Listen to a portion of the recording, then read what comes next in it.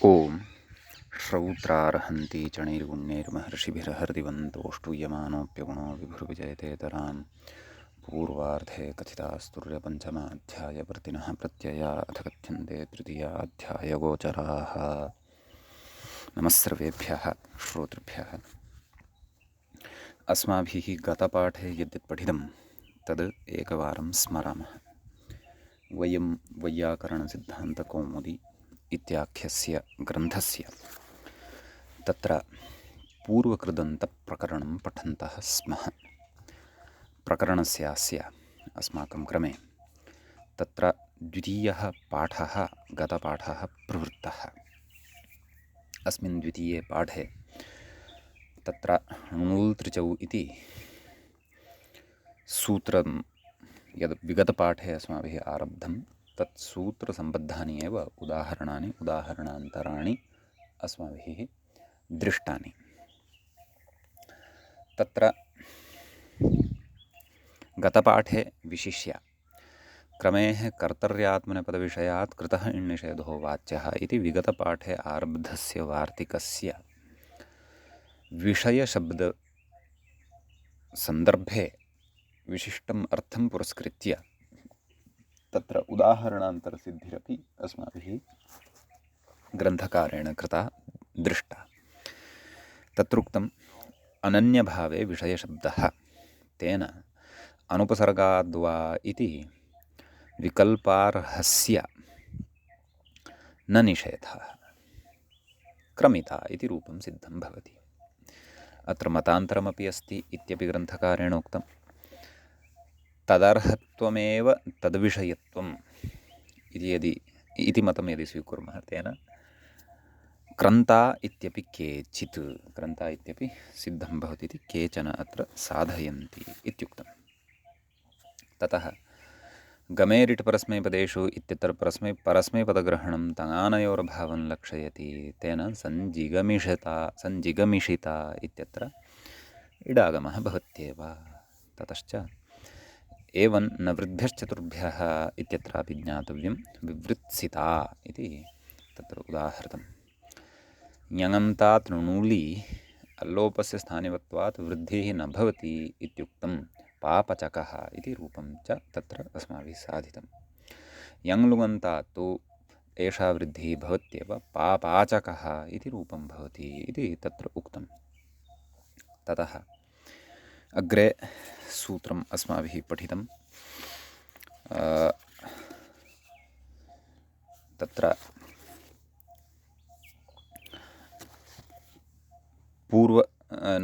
एतद् नन्दिग्रहिपचादिभ्यो ल्युणिन्यचः इति। तत्र नन्द्यादिगणे के शब्दाः भवन्ति ते शब्दाः दृष्टाः, ग्रह्यादिगणे ये शब्दाः भवन्ति ते दृष्टाः, पुनः पचादिगणे ये शब्दाः भवन्ति ते च शब्दाः अत्र दृष्टाः। एभ्यः गणेभ्यः क्रमशः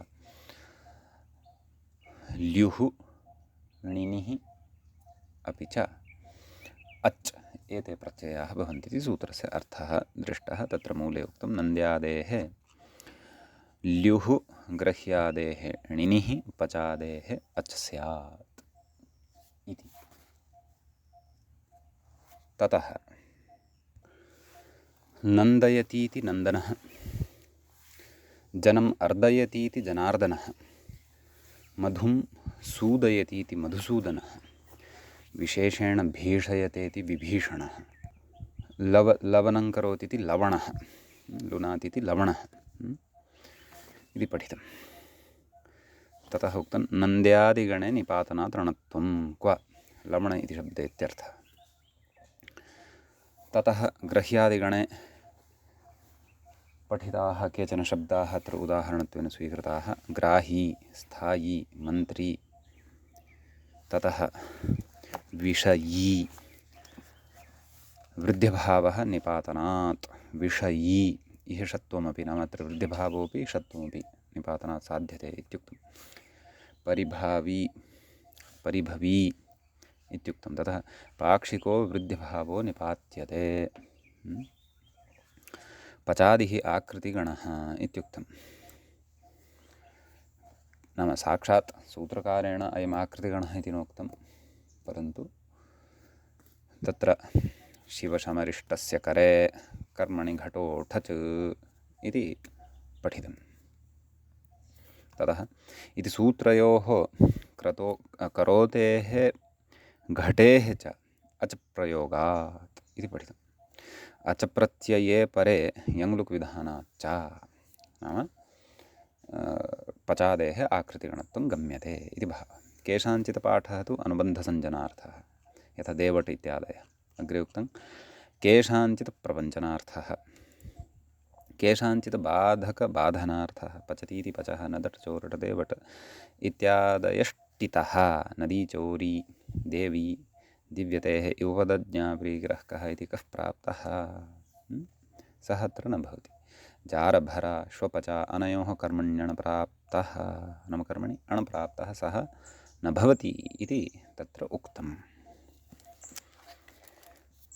गतपाठस्य अन्ते व्याख्यायाः पङ्क्तयः इत्थमासन्। अच प्रत्यये इति यङन्तात् अच् प्रत्यये परे यङोचिच इति यङो लुग्विधीयते। न हि पचादिगणे यङन्तं पठितमस्ति, अतोपि पचादेराकृतिगणत्वं विज्ञायते इत्यर्थः।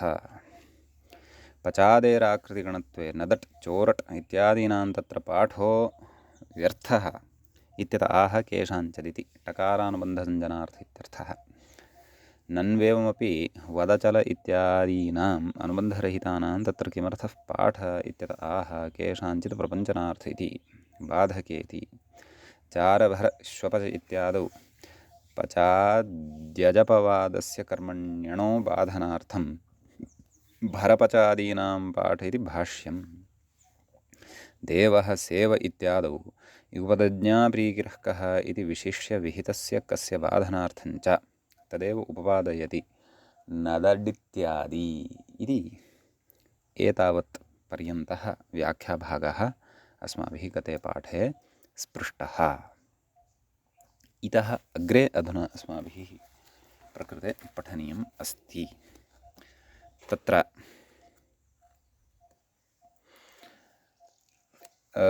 एतावान् विशेषः गते पाठे आहत्य प्रवृत्तः अयं द्वितीयः पाठः पूर्वकृदन्तप्रकरणस्य प्रवृत्तः अभूत्। अधुना अस्माकं क्रमे तत्र तृतीयः पाठः पूर्वकृदन्तप्रकरणस्यास्य आरब्धो भवति। तत्र अग्रे व्याख्याता द्रष्टव्यः, तेन सह मूले च प्रवेष्टव्यं।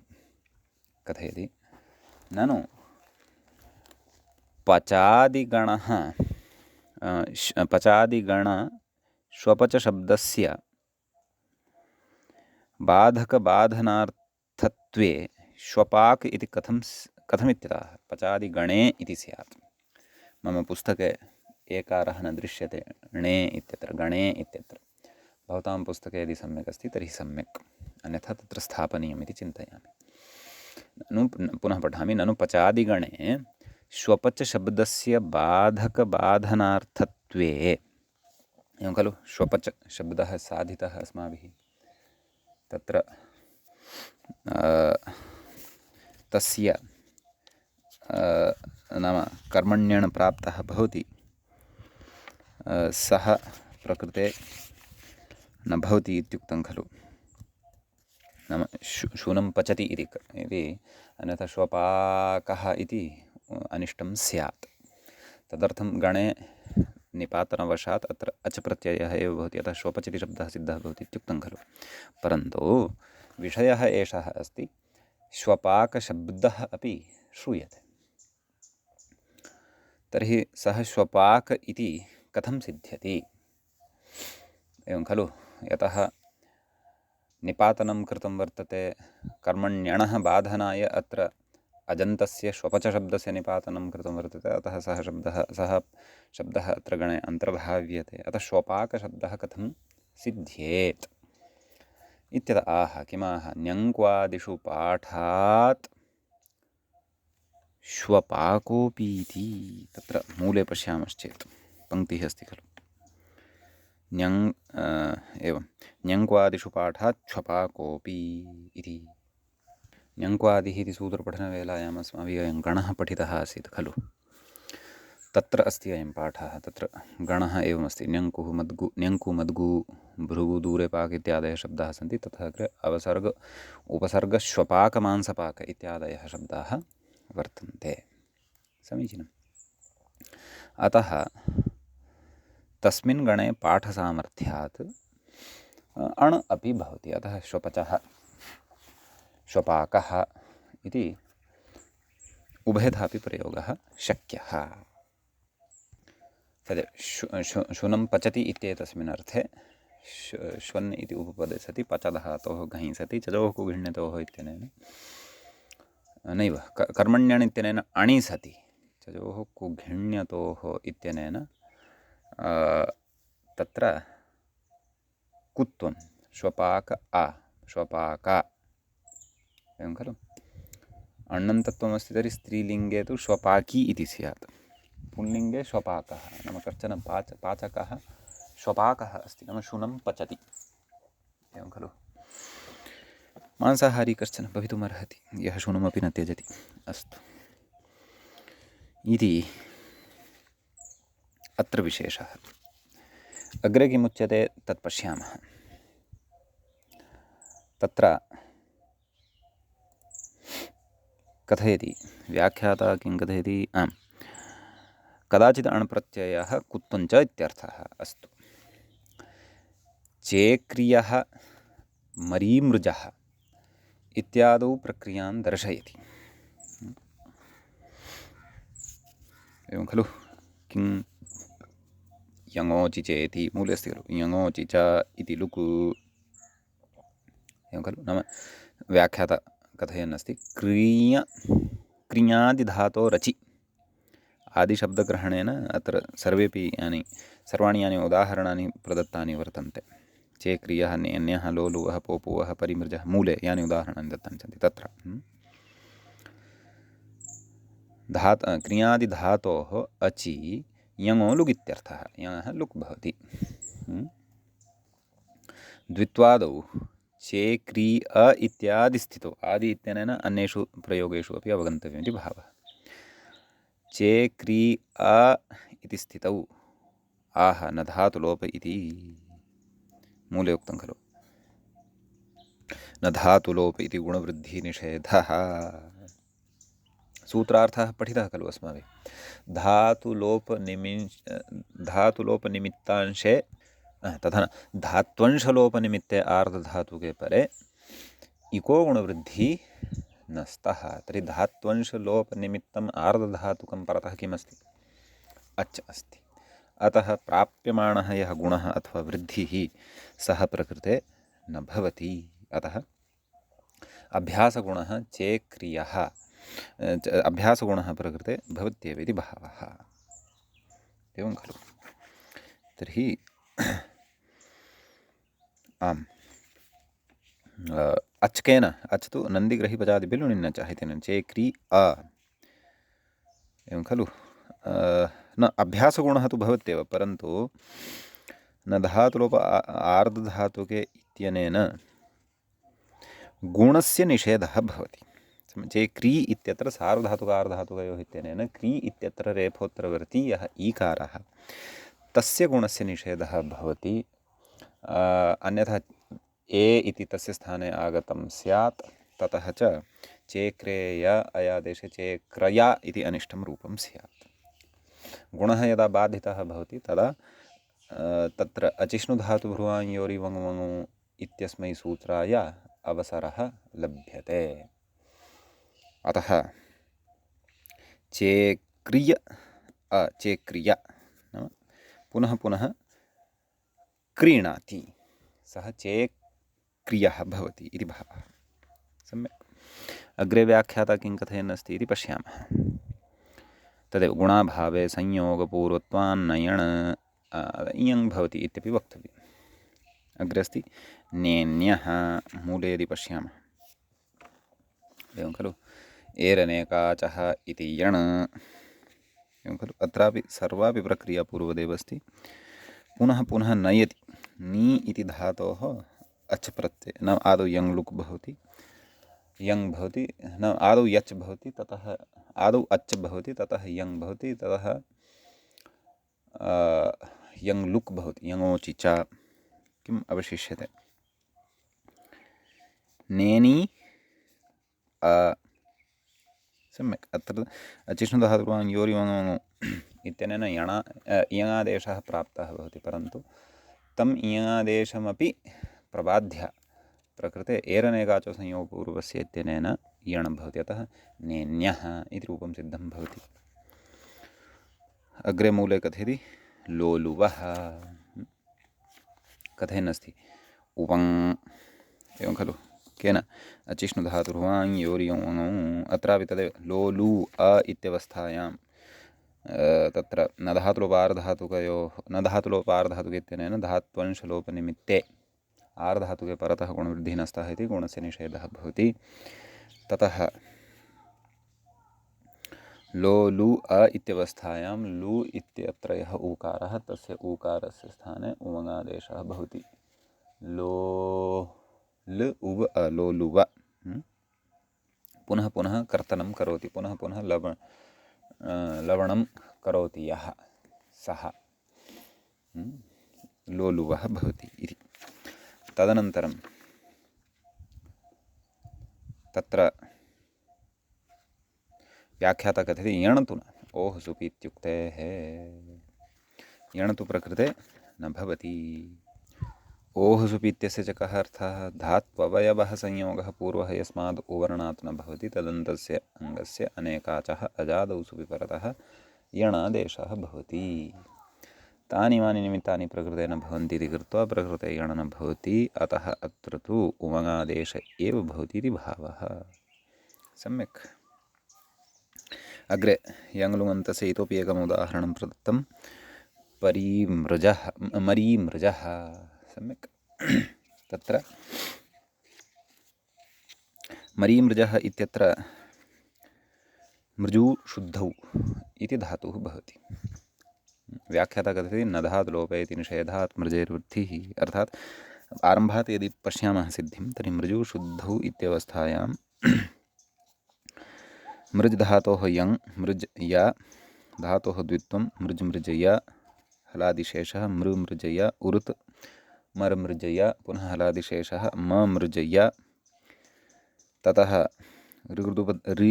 रीगृदुपधस्य च इत्यनेन अभ्यासस्य रीगागमे मरी मृज्य इति भवति। नन्दिग्रहिपचादिभ्यो लुणिन्यचः इत्यनेन अच् प्रत्ययः भवति, मरी मृज्य अ, ततः यङोचि च इत्यनेन लुक् भवति, मरीमृज्य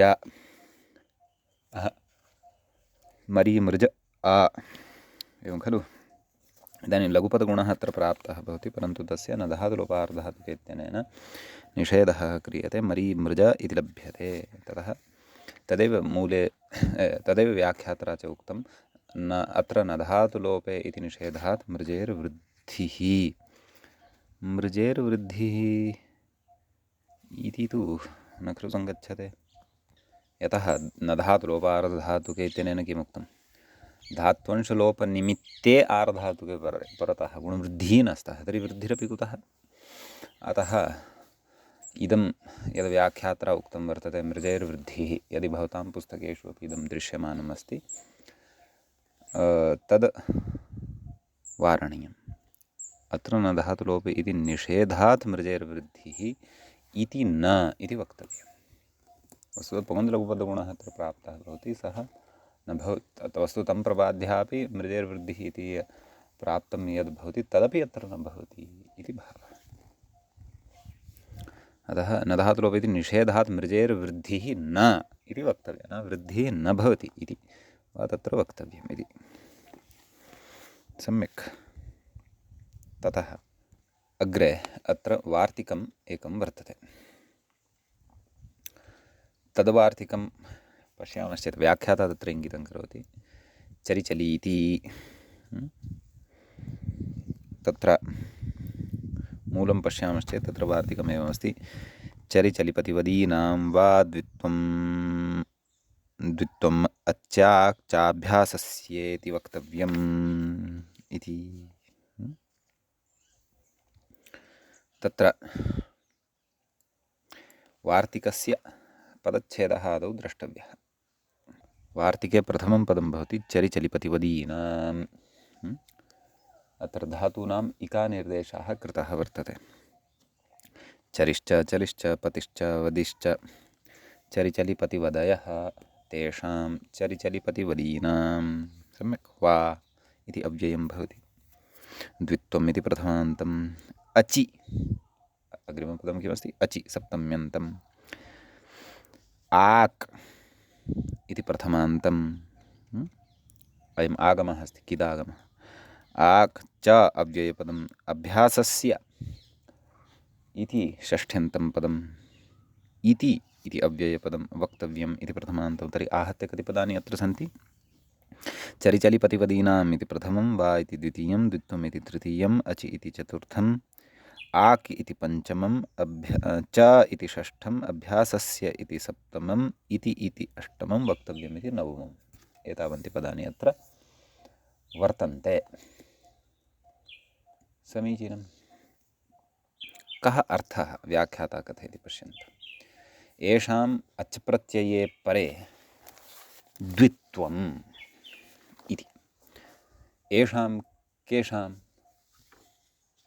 इति चेत् चर्यादयः ये अत्र सन्ति, नाम चरिचलिपति वदि एते ये सन्ति, एतेषां धातूनाम् अच् प्रत्यये परे, नाम अच् प्रत्ययः यदा परतः भवति तदा एतेषां द्वित्वं भवति। किञ्च अभ्यासस्य आगागमः। कः आगमः? आक् इति आगमः इति भावः। सम्यक्। अग्रे उच्यते। आम् व्याख्याता कथयनस्ति। ननु चराचर इत्यत्र अभ्यासे रेफात् आकारस्य ह्रस्वः स्यात्। एवं खलु? अभ्यासः ह्रस्वः। हलादिशेषेण तत्र रेफस्यापि निवृत्तेः स्यादित्यत आह। एवं खलु? हलादिशेषेण तत्र रेफस्यापि निवृत्तिः स्यात्। निवृत्तेः इति न, निवृत्तिः स्यात् इत्यत आह। आगागमस्यति पक्षः अवगतः खलु? नाम पूर्वपक्षः अवगतः खलु? नाम चराचर इति लक्ष्यं साधनीयमस्ति। तत्र अभ्यासः यः वर्तते, चर इति अस्ति खलु, तत्र रेफात् आकारः यः वर्तते तस्य आकारस्य अभ्यासस्य आगागमः उक्तः खलु। अतः रेफोत्तरवर्ती यः आकारः वर्तते सः अभ्यासभूतः वर्तते। अतः तस्य ह्रस्वः स्यात्। हलादिशेषेण तत्र रेफस्यापि निवृत्तिः स्यात्। एवं खलु? च इत्येव अवशिष्येत। अतः कथयति आगागमस्येति। मूले उक्तं किम्? आगागमस्य आक् इति यः आगमः वर्तते तस्य दीर्घत्वसामर्थ्यात् अभ्यासह्रस्वः हलादिशेषः च न। एवं खलु? यदि तस्य अभ्यासः ह्रस्वः एव कर्तव्यः वा न वा, रेफस्य चापि निवृत्तिः कर्तव्या, तर्हि आगागमः किमर्थमपेक्षितः वा न वा? अतः प्रकृते आगागमसामर्थ्यादेव अभ्यासस्य ह्रस्वः अपि च हलादिशेषः न भवति इति भावः। एवं खलु? अतः तत्र प्रयोगः साध्यते चराचरः। यतः हलादिशेषः यदि स्यात् तर्हि तु रेफात् परतः यः आकारः तस्य ह्रस्वं कुर्मः अ स्यात्। चकारोत्तरवर्ती अकारः आगागमस्य स्थाने ह्रस्वत्वेन लब्धः यः अकारः अनयोः द्वयोः मध्ये सवर्णदीर्घः स्यात्। एवं खलु? अथवा अतो गुणे चेत् पररूपं स्यात्। दीर्घोकितः इत्यनेन दीर्घे सति चाचरः इति अनिष्टं रूपं स्यात्। रूपं तु चराचरः इति अपेक्षितम् अस्ति। अतः आगागमविधानमेव प्रकृते अभ्यासः ह्रस्वम् अपि च तत्र हलादिशेषस्य अभावं अभ्यास ह्रस्वाभावं हलादिशेषस्य अभावं च ज्ञापयति इति भावः। व्याख्याता कथयति ह्रस्वत्वे सति आगागमे दीर्घोच्चारणं व्यर्थम् अगागमस्यैव विधातुं शक्यत्वात्। तथा हलादिशेषेण रेफस्य निवृत्तौ ह्रस्वत्वेपि सवर्णदीर्घेण चाचर इति सिद्धेः दीर्घोच्चारणं हलादिशेषाभावं गमयति इत्यर्थः। एषः सवर्णदीर्घं प्रतिपादयन् अस्ति। सवर्णदीर्घं स्यादेव इति सवर्णदीर्घः। अतः ततः हलादिशेष नाम आगागमे दीर्घोच्चारणं हलादिशेषाभावं च गमयति इति आगागमविधानसामर्थ्यादेव अत्र ज्ञायते इति भावः। सम्यक्। चराचरः इति रूपं तत्र चरगतिभक्षणयोः इति धातोः नन्दिग्रहिपचादिभ्यो लुणिन्यच इत्यनेन अच् चरिचलिपतिवदीनां वा द्वित्वमच्चाक्चाभ्यासस्य इति वक्तव्यमित्यनेन वार्तिकेन द्वित्वम् अपि च अभ्यासस्य आगागमः चर आचर चराचर इति भवति। विभक्तिकार्ये कृते चराचरः इति प्रयोगः तत्र सिद्धः भवति। चराचरः चराचरौ चराचराः इत्यादयः प्रयोगाः अत्र सिद्धाः भवन्ति। नाम पुनः पुनः अतिशयेन वा यः गमनं करोति सः चराचरः इति उच्यते। एवं खलु। ततः आम् अग्रे रूपं पश्यामः। चलाचलः तदपि एवमेव एवं खलु। समान एव रूपसिद्धिः चलधातोः भेदः अस्ति तावदेव। चल आचल अच् तु भवत्येव चलाचल इति भवति। अच् अत्र तदेव नन्दिग्रहिपचादिभ्यो इत्यनेन विधीयते। एवं पतापतः चलाचलः नाम पुनः पुनः अतिशयेन वा गमनं करोति यः सः चलाचलः। एवं पतापतः पुनः पुनः भृशं वा पतति यः सः पतापतः भवति इति भावः। तत्र अग्रे अपि एकं रूपं वदावदः पुनः पुनः भृशं वा यः वदति सः वदावदः भवति। चरिचलिपति वदीनां कथं वार्तिकं चरिचलिपतिवदीनाम् एते चत्वारः धातवः अस्मिन् वार्तिके सन्ति ते स्मर्तव्याः। तत्र विशिष्टा एषा काचित् व्यवस्था स्मर्तव्या। सम्यक्। अन्यत्र तु एतादृशं न। एतद्धातु चतुष्टयविषये एव चरिचलिपतिवदि। अन्यत्र पठापठः गमागमः इत्यादिकं वयं साधयितुं न शक्नुमः। आम् गम अगम इति शब्दान्तरेण यदि साध्यते सः विषयः भिन्नः। अथवा गम आगम इति एवं रीत्या द्वयोः शब्दयोः समासप्रसङ्गः यदि स्यात् तर्हि विषयः भिन्नः। परन्तु अचपरात् प्रत्ययान्ततया तु एते चत्वारः एव तत्र बुद्धौ अस्माभिः स्थापनीयाः सन्ति। अन्येपि केचन प्रयोगाः सन्ति अग्रे वक्ष्यन्ते। अग्रे कथयति हन्तेरिति मूले उक्तं हन्तेर्घत्वञ्च वार्तिकमस्ति इदम्। एवं खलु। तत्र गतवार्तिकेन यदुक्तं तत्सर्वं हनधातोः अपि भवति। परन्तु घत्वम् एकम् अतिरिक्तं कार्यम् अत्र उच्यते। नाम हन् धातोः यः हकारः वर्तते तस्य हकारस्य स्थाने घकारः प्रकृते एतेन वार्तिकेन भवति इति भावः। अतः तत्र अधिकं भृशं यः हन्ति इन्द्रार्थे अपि अयं शब्दः प्रयुज्यते। घनाघनः हनहिंसागत्योः इति धातोः अच् प्रत्ययः हन् अच्। ततः द्वित्वं भवति हन् हन् अच् प्रकृतवार्तिकेन एव।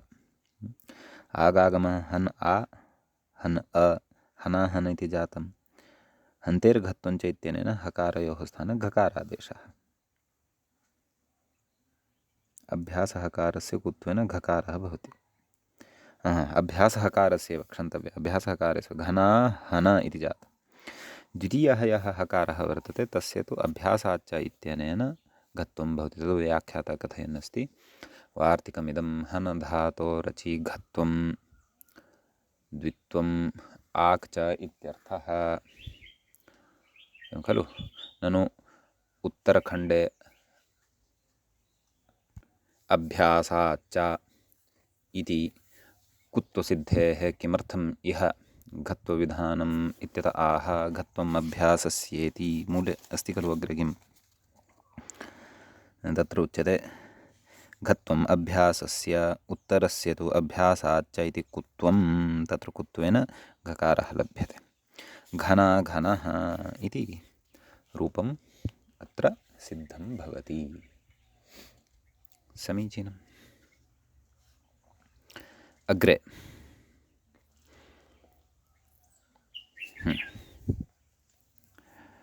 व्याख्याता कथयन् अस्ति, अभ्यासाच्च इति कुत्वसिद्धेः किमर्थम् इह घत्वविधानम् इत्यतः आह घत्वम् अभ्यासस्येति इह विधीयते इति शेषः। अस्तु, अग्रे पुनः अत्र किञ्चन वार्तिकम्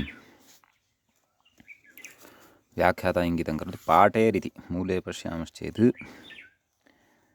पाटेर्निलुक्चोक् च दीर्घश्चाभ्यासस्य तत्र पटगतौ इति धातुः यः ण्यन्तः व्याख्याता कथयति पश्यन्तु। आदौ पदच्छेदं पश्यामः वार्तिकस्य। पाटेः षष्ठ्यन्तं भवति, णिलुकु इति प्रथमान्तं भवति, णेः लुकु णिलुकु च अव्ययं भवति, उक् च उक् इति प्रथमान्तं, ऊक् ऊक् इति अस्ति, उक् इति न ऊक् प्रथमान्तं, च इति अव्ययं, दीर्घः इति प्रथमान्तं, च इति अव्ययम्, अभ्यासस्य इति च षष्ठ्यन्तं भवति। सम्यक्। तत्र कः अर्थः इति चेत् पाटेरणौ व्याख्याता कथयन् अस्ति, पाटेरणौ पाठि एणिचि पाठि इति धातुः सिद्धः भवति खलु पटगतौ इत्यस्मात् यदि णिच् प्रत्ययं कुर्मः एवं खलु। पाठेहणौ इत्येतस्य अभिप्रायः पाटी इत्यस्मात्, वस्तुतः पाटेरणौ इति वक्तव्यं वा, पटेरणौ इति कुतो नोच्यते, परन्तु मूलेऽपि पाठः पाटेरणौ इत्येव अस्ति वा न वा। तर्हि प्रकृते एकः स्वार्थिकः ण्यच् पाठि इत्यत्र ततः अपरः णिच् हेतुमण्णिच् इति वा, तथा तु न स्यात्। अस्तु पश्यामः। पाटेरणौ पाटी इत्यस्मात् अचिर्णेर्लुक्, वस्तु पाटेरणौ इति उच्यमानम् अस्ति यदि, तर्हि पाटी इति धातुः अत्र आदौ स्वीक्रियमाणः अस्ति इति भावः वा न वा। वस्तुतः पटधातुः गत्यर्थकः भ्वादिगणे भवति, भाषार्थकः तु नाम भाषायाम् इत्येवम् अर्थकस्तु चुरादिगणे अयं भवति। अतः पाठेः णौ पाठि इति यदुच्यमानं वर्तते, कदाचित् चौरादिकस्थात् स्वार्थण्यन्तात् णौ इति अर्थः अत्र लभ्यमानः अस्ति, अन्यथा पटेरणौ इति कथयेत् खलु। अस्तु पश्यामः। पाटेरणौ इत्यस्मात् अचि णेर्लुक् द्वित्वं, परन्तु रूपं दृष्ट्वा तु ज्ञायते अत्र पटधातुरेव गृहीतः वर्तते, नैव पाट् इत्येव गृहीतः अस्ति वा इति पश्यामः। णेः लुक् जातः वा न वा, कथयति अभ्यासस्य ऊगागमः,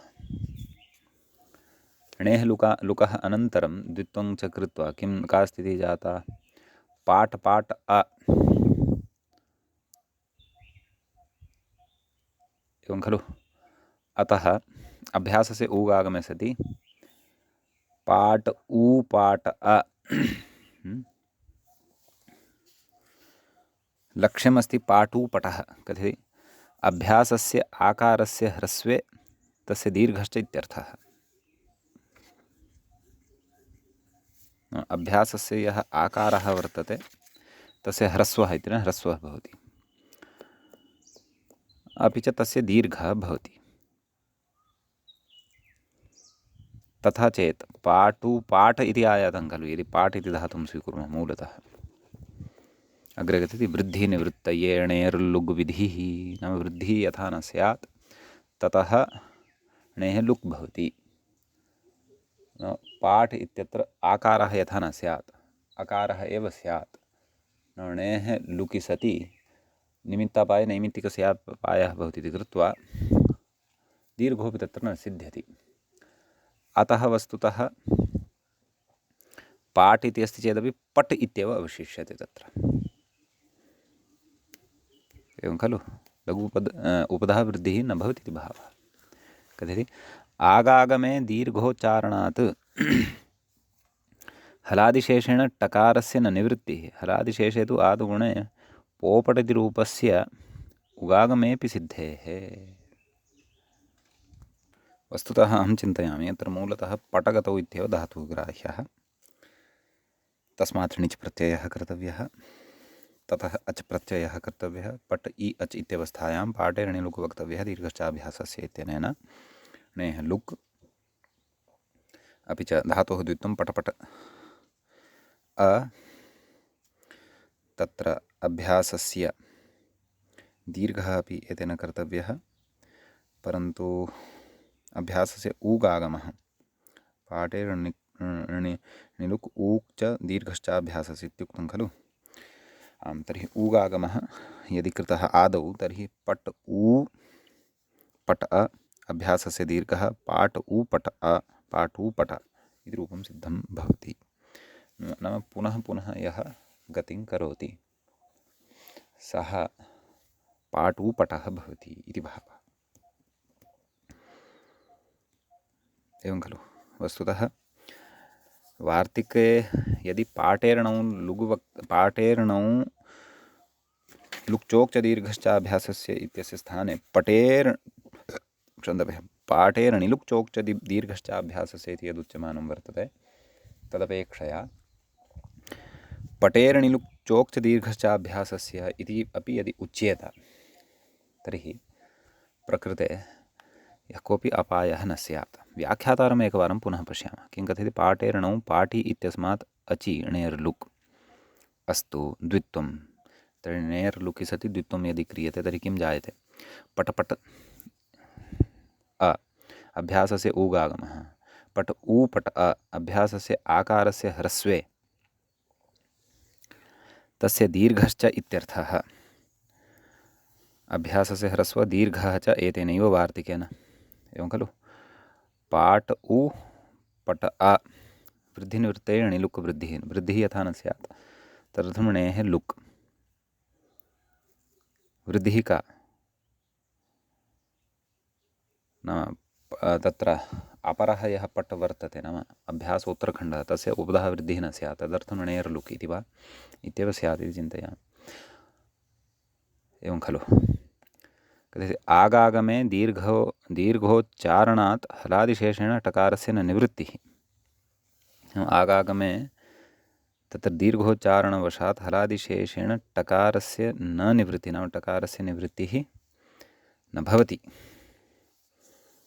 एवं नाम यदि आगागमः अत्र स्यात्, इदं वार्तिकं यदि न स्यात् तदा कथयति हलादिशेषे तु आदुगुणे पोपट इति रूपस्य उगागमेऽपि सिद्धेः। नाम यदि पोपट इत्येव विवक्षितं स्यात् तर्हि तु उगागमम् एव कुर्यात्, ऊगागमं किमर्थं कुर्यात्? अतः आगागमविषयः अत्र नास्ति, अपि च प्रकृते उगागमः इति ह्रस्वान्तः आगमः नास्ति, ऊगागमः इति दीर्घः एव अस्ति, यतः पाटूपट इति रूपम् अपेक्षितं वर्तते इति आहत्य व्याख्यातुः अभिप्रायः अत्र इत्थम् अवगन्तव्यः इति भावः। सम्यक्। ततः अग्रे कथयति। अग्रे एतावदेव विशेषः खलु। पाटुपटः पक्षे चरः चलः पतः वदः हनः पाटः इत्यपि भवति। तद्व्याख्यातरा न चर्चितं वर्तते। नाम चरि चलि पतिपदीनां द्वित्वम् अचि आक् च अभ्यासस्य इति वक्तव्यम् इत्यनेन वार्तिकेन। नाम अस्य वार्तिकस्य यस्मिन् पक्षे प्रवृत्तिः न भवति तस्मिन् पक्षे तत्र अच् प्रत्ययः भवति। नाम तदेव चरति इति चरः नाम नन्दिग्रहि पचादिभिः लुणिन च इति पचादित्वात् अच् प्रत्ययः भवति। अतः चरति इति चरः, चलति इति चलः, पतति इति पतः, वदति इति वदः, हन्ति इति हनः, पठति इति पाठः। एवं खलु। पाठः इति प्रायः णौ एव पुनरपि साधितं वर्तते वा इति भाति। अन्यथा अथवा अण्यन्तस्य एव इदं वक्तव्यं किं पाठः इति। एवं खलु इति चिन्तयामः। अस्तु, अग्रे रात्रेः कृती इति वानुं रात्रिञ्चरः रात्रिचरः इति अस्ति। अत्र व्याख्याता अत्रापि किमपि न कथयन्नस्ति। नाम तत्र रात्रिशब्दः यः वर्तते तस्य विकल्पेन मुमागमः भवति इति। अयं नाम गणसूत्रत्वेन निर्देशः अस्ति वा इति द्रष्टव्यम्। अस्माकं पचादिगणः पठितः। तत्र पचादिगणे तु एषा व्यवस्था न दृश्यते, साक्षात् न दृश्यते, परन्तु तस्य शब्दस्य अत्र अन्तर्भावः तु कर्तुं शक्यः इति अहं चिन्तयामि। अतः वार्तिकत्वेनापि अत्र निर्देशः न कृतः वर्तते, न च व्याख्याता अत्र किमपि कथयन्नस्ति। अतः रात्रेः कृति क्षन्तव्यः। इदं तु सूत्रमेव भवति खलु। तत्र रात्रे पूर्वं पठितमस्ति च अस्माभिः इदं सूत्रं। रात्रेः कृतिविभाषा इत्यस्ति। षष्ठाध्यायस्य तृतीयपादस्य 270तमं सूत्रं वर्तते। अस्माभिः पूर्वं पठितम् अस्ति। कौमुद्याम् 800 इदं सूत्रं भवति। कोऽर्थः? रात्रेः कृदन्ते उत्तरपदे विभाषा मुमागमः भवति। रात्रिञ्चरः रात्रिचरः इत्यादयः प्रयोगाः पूर्वं सुपठिताः वर्तन्ते। अतः प्रकृते रात्रेः कृति वामुं रात्रिञ्चरः रात्रिचरः इति साध्यते। समीचीनम् इति पूर्वं पठिता मुं विकल्पव्यवस्था कृतप्रत्ययकारणं तत्र स्मारिता। कोऽर्थः? रात्रौ यः चरति सः रात्रिचरः अथवा रात्रिञ्चरः भवति इति भावः। एवं खलु इति अत्रत्यः कश्चन विशेषः भवति। एवञ्च नन्दिगृहीपचादिभ्यो ल्युणिन्यचः इति सूत्रस्थः सर्वोऽपि विशेषः अस्माभिः अत्र सुपठितः। अधुना अग्रे गच्छामः। तत्र व्याख्याता कथयति, अग्रिमं सूत्रम् इङ्गितीकरोति। इगुपधज्ञा मूले पश्यामश्चेत् तत्र सूत्रं वर्तते इगुपधज्ञा प्रीकिरः कः इति। तत्र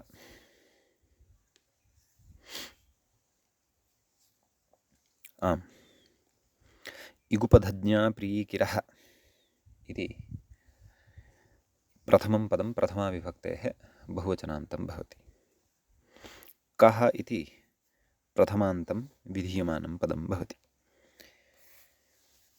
तत्र इक् उपधा यस्य सः इगुपधः। इगुपधश्च ज्ञाश्च क्रूच इगुपद ज्ञाश्च प्रीश्च क्रूच इगुपधज्ञा प्री किर् तस्मात् इगुपधज्ञा प्री किरः पंचमी विभक्तेः एकवचनान्तं भवति। व्याख्याता कथयति कृ विक्षेपे इत्यस्य इत्वे रपरत्वे च किर् इति रेफान्तं क्व समस्तपदे इति भावः। अतः तत् स्पष्टतया अग्रे कथयन्नस्ति इगुपदः ज्ञा प्री किर येषां द्वन्द्वात् पञ्चमी अत्र भवति इति भावः, प्रथमे पदे इति भावः। सम्यक्। कित्वं गुणनिषेधार्थं न क इति प्रत्ययः यः वर्तते तत्र ककारात् परतः यः अकारः अस्ति तस्य प्रकृते तत्र नाम अकारः एव अवशिष्यते अस्य प्रत्ययस्य, ककारस्तु लुप्तः भवति इति समुज्ञत्वात्। तर्हि प्रकृते यः ककारानुबन्धः योजितः वर्तते सः गुणनिषेधार्थः वर्तते, अथवा कित्वं प्रकृते गुणनिषेधार्थं वर्तते, तद् उदाहरणे स्फुटीभविष्यति। मूले उक्तम् एभ्यः कः स्यात्। इगुपधस्य उदाहरणं प्रस्तौति क्षिपः, एवं खलु। क्षिपति इति क्षिपः इत्यस्ति। तत्र क्षिप इति धातोः कप् प्रत्ययः कर्तृर्थकः।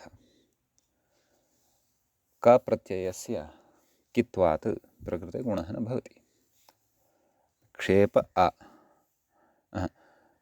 सत्यं गुणः न भवति, क्षिप क्षिपः इति। एवमेव लिखति इति लिखः इति च भवति। इगुपधज्ञः धातुः अपरः गृहीतः, लिखः उपधावर्णः इक् अस्ति, अतः इगुपदः अयं धातुः, इगुपदः अयं धातुः लिख् भवति, यथा क्षिपति। तर्हि लिखति इति लिखः।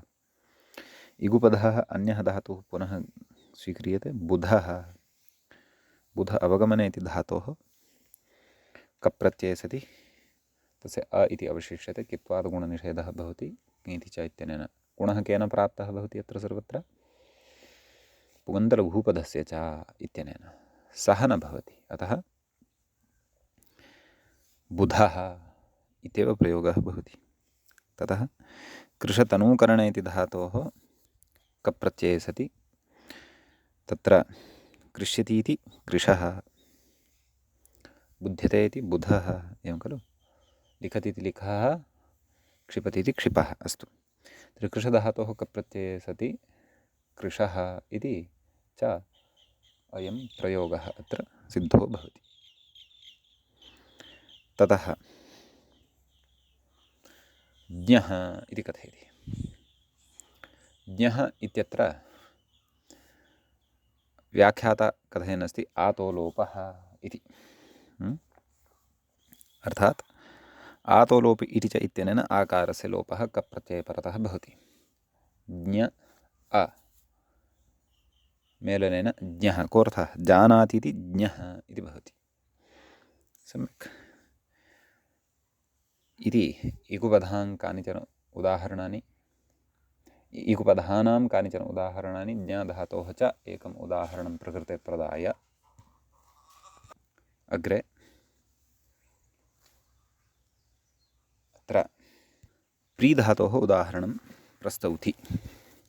व्याख्याता कथयति प्रिय इति प्रिय के इयङ् इयङ् आदेशः प्री इत्यत्र विद्यमानस्य ईकारस्य भवति। धातुः कः? प्रीयतर्पणे। अतः प्री का प्री अ अचिष्णुधातु इत्यनेन इयङ् आदेशः प्र इय अ प्रिय। अतः प्रीणाति इति प्रियः इति अत्र सिद्ध्यति। सम्यक्। ततः किरति इति किरः, कीरति इत्यत्र धातुः भवति कृ धातोः। तत्र उच्यते खलु किर इति कृ धातोः के इत्वेरपरत्वं व्याख्यात्र उच्यमानमस्ति। तर्हि कृ क प्रकृतसूत्रेण क प्रत्ययः ततः इत्वं ऋत इद्धातोः इति सूत्रं पूर्वं पठितं खलु। इदं च इत्वं रपरसत् प्रवर्तते एवं खलु। अतः किर् अ मेलनेन किरा विभक्तिकार्ये कृते सति तत्र किरः इति उदाहरणं सिद्धं भवति इति तत्र मूलेपि कथयति खलु किरति इति किरः। अग्रे पूर्वं पठितं विशेषम् अत्र विनियुङ्क्ते नाम तस्य विनियोगं करोति अस्माकं कृते च स्मारयति ग्रन्थकारः कथयति वासरूपविधिना णुल् तृचावपि णुल् प्रत्ययः तृच् प्रत्ययः अपि अत्र वासरूपविधिना भवति इति भावः।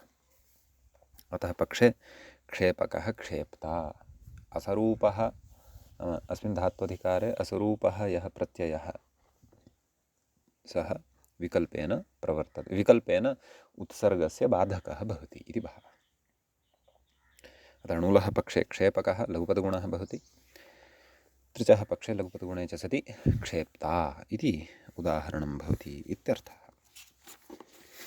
समीचीनम् इति अत्रत्यः कश्चन विशेषः। अग्रिमं सूत्रम् अधुना पठामः। मूले व्याख्यायाञ्च सूत्रं विलसति आतश्चोपसर्गे इति। तत्र आतः इति पञ्चम्यन्तं पदं भवति च इति अव्ययपदं भवति उपसर्गे इति सप्तम्यन्तं सप्तमी विभक्तेः एकवचनान्तं च पदं भवति। तत्र युगपदज्ञा प्रीकिरः कः इत्यस्मात् कः इत्यनुवर्तते। धातोः प्रत्ययः परश्च इत्येतत्तु अत्र लभ्यते एव। तत्र मूले पश्यामश्चेत् कथयति कः स्यादिति व्याख्याता कथयति शेषपूर्णमिदं नाम इदं शेषपूर्णं वर्तते। उपसर्गे उपपदे अग्रे सूत्रार्थं कथयति उपसर्गे उपपदे उपपदे इति अर्थः कुतः लब्धः यतः तत्रोपपदं सप्तमीस्थम् इत्यपि वयं जानीमः। उपसर्गे उपपदे आदन्तात् धातोः कः स्यात् इति फलतिरमिति सूत्रार्थः अत्र लभ्यते इति भावः। अग्रे कथयति स्याद्व्यधा इति णस्यापवादः। तदिदं समग्रं सूत्रं कथं भवति स्याद्व्यधः सुरसंसर्वतीर्णवसावह्रिरिः श्लिषश्वसश्च इति शैं प्रकृतिभ्यः नित्यं णः स्यात् इत्युच्यते। तर्हि प्रकृति उच्यते स्याद्व्यधः इति णस्य अपवादः नाम तस्य णत्वस्य अयम् अपवादः भवति इति भावः। यतः तत्र तस्य सम्यक्तया सूत्रार्थं यदि पठामः तर्हि श्यैं आकारान्तेभ्यश्च धातुभ्यः व्यध आस्रौ संस्रौ अतीर्णवसा अवहृलिह श्लिषश्वस इत्यादिभ्यः णप्रत्ययः भवति इत्युच्यते। तर्हि आकारान्तेभ्यः धातुः अपि णः उक्तः परन्तु सोपसर्गः यदि आकारान्तः धातुः तर्हि तु णप्रत्ययः न कप्रत्ययः भवति इत्युच्यते। स च अत्र अस्माभिः पठ्यमानः अस्ति एव सम्यक्। तत्र उदाह्रियते च सुल्ग इति न ततः व्याख्याता कथयति उपसर्गे णस्यापवाद इति तस्य उपसर्गे अनुपसर्गे च आदन्तस्य आदन्तसामान्यविहितत्वादिति भावः। तमपि उपसर्गे उपपदे सति प्रबाध्य प्रकृते एषः कप्रत्ययः प्रवर्तते इति भावः। एवं खलु उदाह्रियते सुग्ल इति सुग्लः प्रज्ञः। व्याख्याता कथयति ग्लै धातोः आदेचः इति आत्वे कृते, नाम सु उपपदे सति ग्लै धातोः आदेच उपदेशति इत्यनेन आत्वं भवति। आत्वे कृते सुग्ला कप्रत्यये, व्याख्याता कप् प्रत्यये सुग्ला क तस्य अ अवशिष्यते। आतो धातोः इति भावः, नाम आतो धातोः इत्यनेन ग्ला इत्यत्र यः आकारः वर्तते तस्य लोपः भवति। सुग्ल सुग्लः विभक्तिकार्ये कृते सुग्लः इति रूपं सिद्धं भवति। एवं खलु। ग्लै हर्षक्षये इति भवति खलु। आधिक्येन यः तत्र ग्लायते, शान्तः भवति, सः सुग्लः इत्युच्यते। ग्लै धातुः आदेशिते आत्वे कृते कप्रत्यये आतो लोप इति भावः। अस्तु, प्रज्ञ इति व्याख्याता अग्रे कथयति। ज्ञाधातोरातो लोपः, नाम प्र इति उपसर्गपूर्वकात् ज्ञाधातोः आतो लोप इति च। एवं खलु।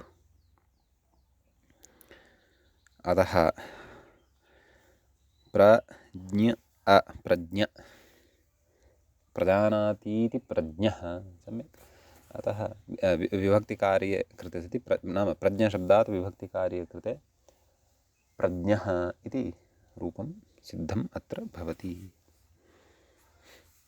समीचीनम्। इति आतश्चोपसर्गे इति सूत्रगतः कश्चन विशेषः भवति। अग्रे पश्यामः। अधुना अग्रे सूत्रं भवति। व्याख्याता तत्र इङ्गितं करोति।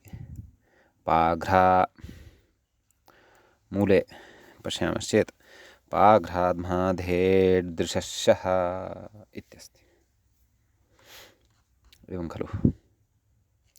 पाघ्राद्माधेड्दृशशः। अस्तु, प्रकृते पाघ्राद्माधेड्दृशः इति पञ्चमी विभक्तेः एकवचनान्तं प्रथमं पदं भवति। शः इति तु विधीयमानं प्रथमान्तं भवति। तत्र पाश्च घ्राश्च ध्माश्च धेट्च दृश्च पाघ्राद्माधेड्दृट्,